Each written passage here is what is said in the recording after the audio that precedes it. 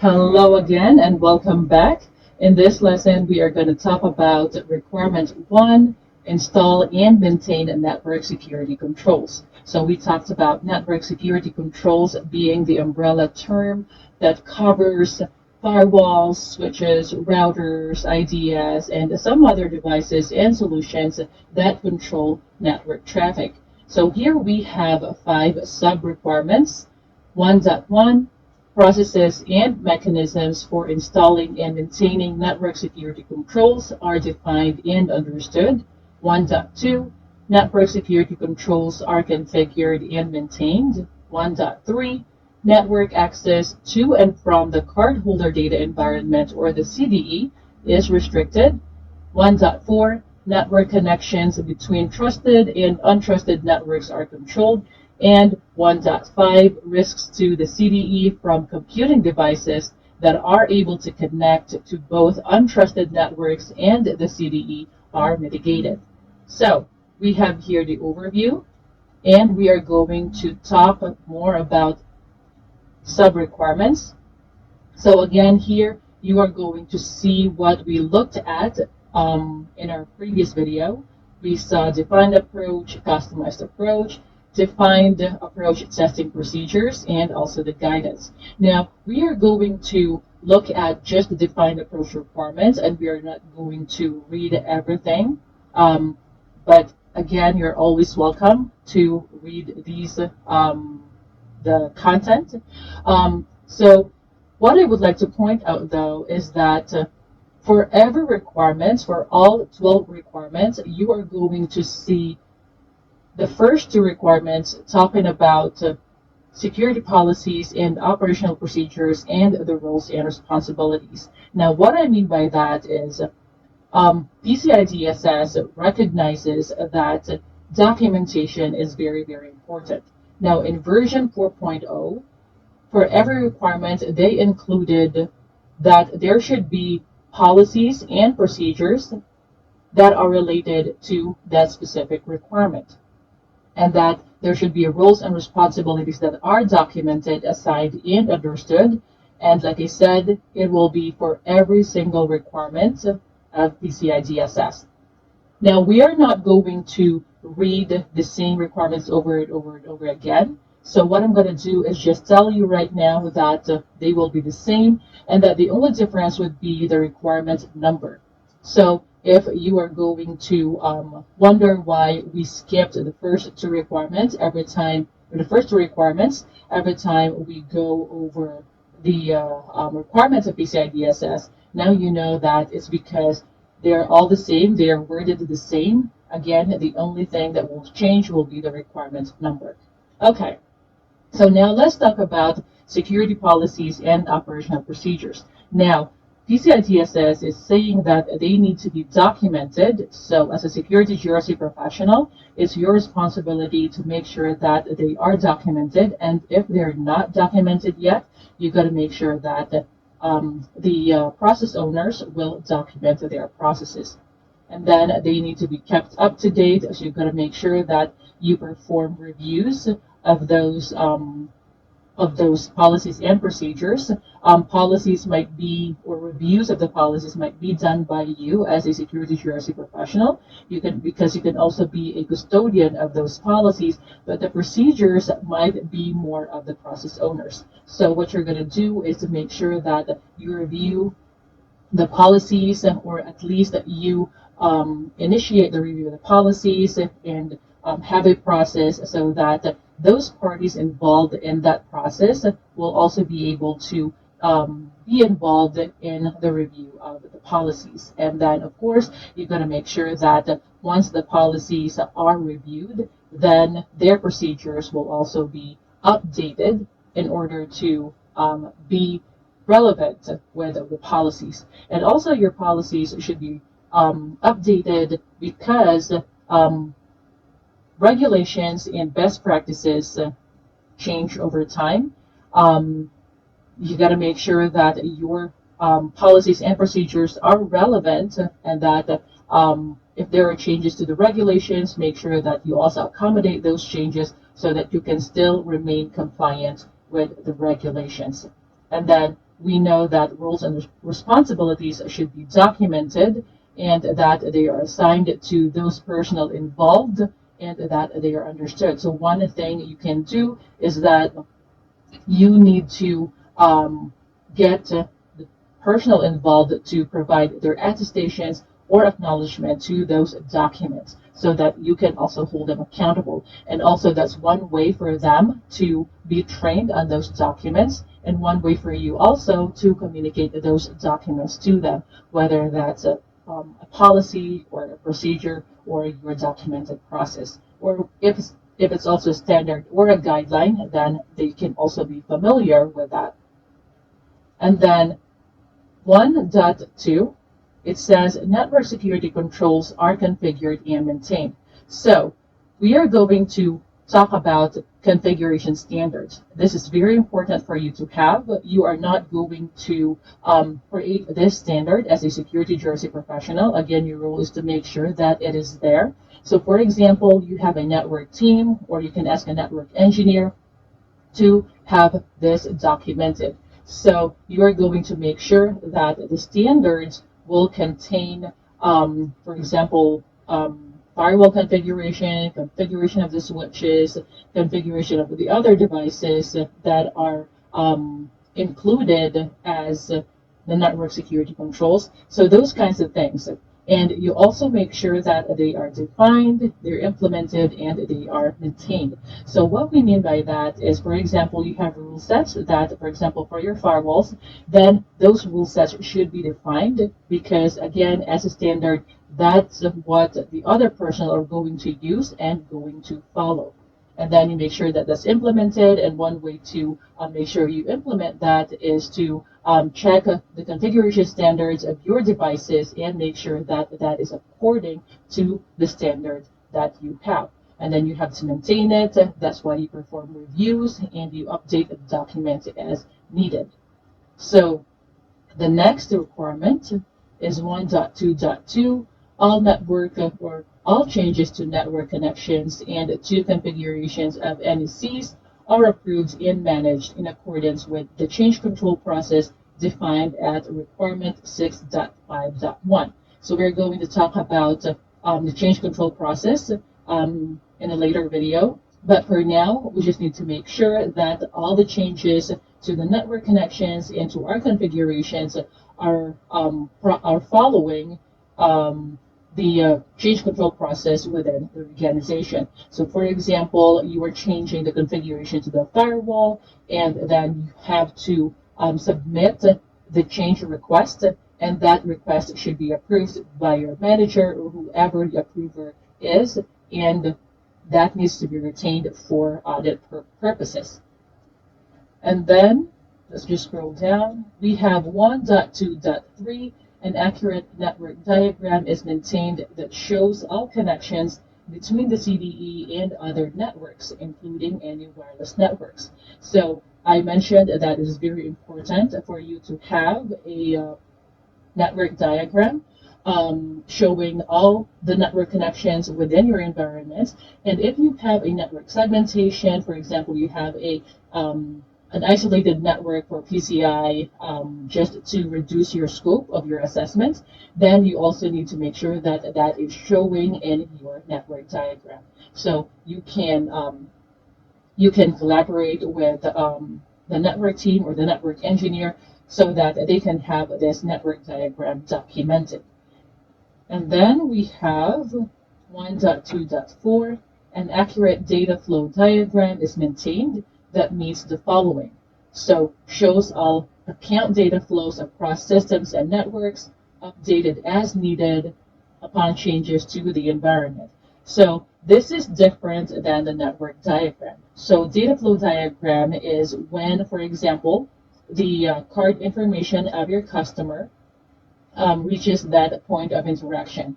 So from that point onwards, you have to make sure where that data is going, or what systems are included in the processing of that information, where that information is stored. So for example, you are not using a tokenization process. You have to make sure that all those systems, all those devices, the network that are involved in the processing and storing and transmitting of that data, then that needs to show on your data flow diagram. And of course, it is very important that you review the diagram on a regular basis.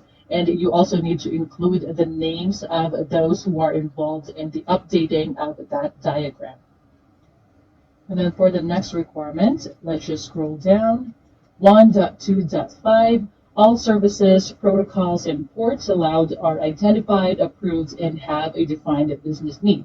So it is very important that you make sure that all those services, protocols, and ports that are allowed by the network team, for example, they all have their business justification, and that needs to be documented as well. And then 1.2.6 is related to that. So basically, it is saying that if we are allowing insecure services, protocols, and ports, that again, they have a valid business justification, and that there needs to be security features in order to mitigate the risks being posed by those insecure services, protocols, and ports. So for example, port 23, Telnet. Telnet is a protocol that is very, very insecure. So you got to make sure that that is disabled within your environment. And if you are enabling that, there needs to be a valid business justification and that there are security features in place. And then next, let's just scroll down. 1.2.7, configurations of network security controls are reviewed at least once every 6 months to confirm they are relevant and effective. So now we are going to make sure that our configurations are relevant and effective. So we need to, as a security GRC professional, you need to make sure that the network team is reviewing their configuration once every 6 months. So for example, their firewall configurations, they need to provide evidence that they're indeed reviewing that every 6 months.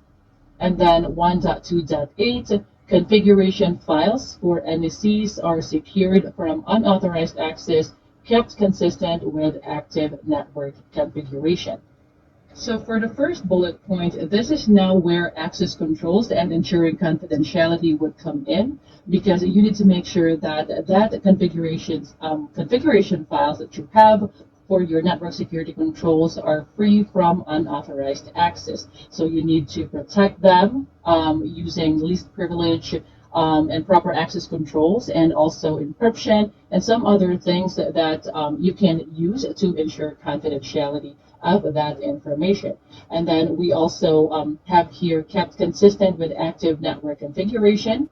That is now where making sure that our current configuration is effective and relevant, because then we can ensure that it is consistent with our current network configurations.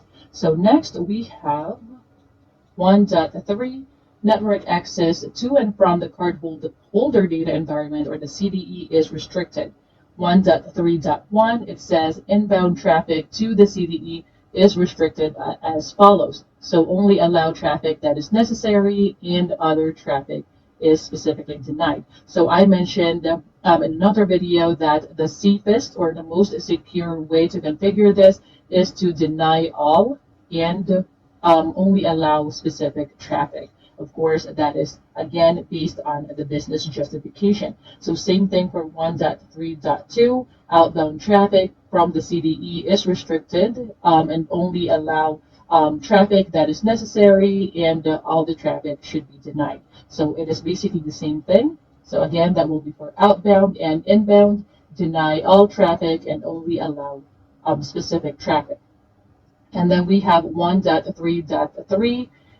Network security controls are installed between all wireless networks and the CDE, regardless of whether the wireless network is a CDE, such that all wireless traffic from wireless networks into the CDE is denied by default, and only wireless traffic with an authorized business purpose is allowed into the CDE. So again, talking about denying all traffic and only allowing those that are needed with valid business justification.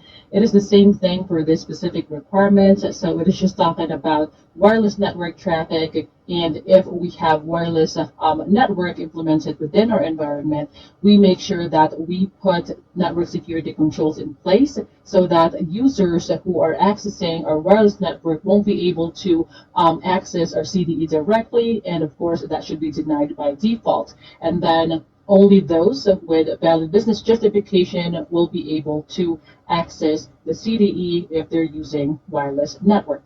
And then we have 1.4, network connections between trusted and untrusted networks are controlled. So again, we said that trusted networks, that will be the network that we can manage, and untrusted network, any network that we cannot manage. So for example, the internet.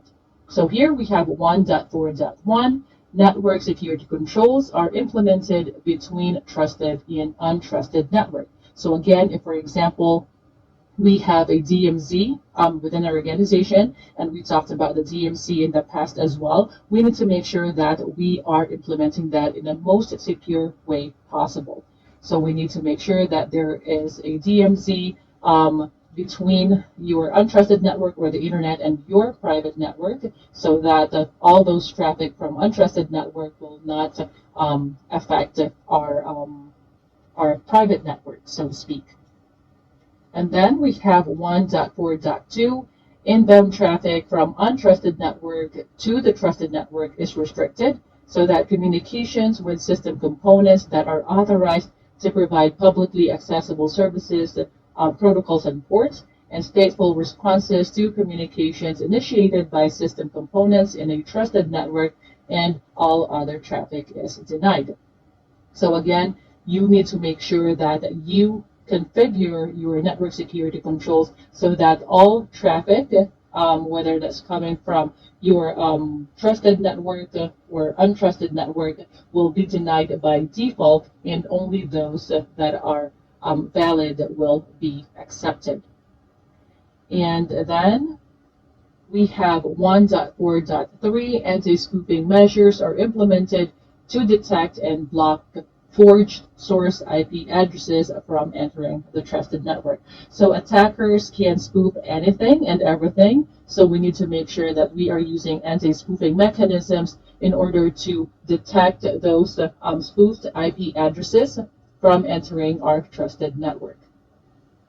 And then we have 1.4.4, system components that store cardholder data are not directly accessible from untrusted networks. So for example, you are working from home. Of course, that is untrusted networks, untrusted network as per PCI DSS standard. So you have to have a mechanism in place so that your worker who is working from home won't be able to access the cardholder data environment within your organization using that employee's home network. So for example, you have a VPN, and then you have other controls in place so that your user will first go into your trusted network or your private network before that user can remotely access the system components or even the systems that are storing credit card information. And then we have, let me just scroll down, 1.4.5, the disclosure of internal IP addresses and routing information is limited to only authorized parties. So sometimes in your documentations, you have you document IP addresses, and you just make sure that there is a control in place, especially access controls, so that those people who are not authorized to access the list of those IP addresses won't be able to access that information. So again, ensuring confidentiality of information. And also, for example, you are implementing network address translation so that people from outside of your network, for example, the internet, won't be able to see the IP addresses from behind your firewall. So you need to make sure that you have a NAT in place so that that system will have one specific IP address that will be seen by the untrusted network and the people on the internet, and then they won't be able to see whatever IP addresses your system has, or specific IP addresses your system has that are sitting behind your network. So again, NAT is very important, network address translation. So then we have 1.5, risks to the CDE from computing devices that are able to connect to both untrusted networks and the CDE are mitigated. So risk mitigation right here, we have 1.5.1. Security controls are implemented in any computing devices, including company and employee-owned devices that connect to both untrusted networks, including the internet and the CDE. So we make sure that specific configuration settings are defined to prevent threats being introduced into the entity's network.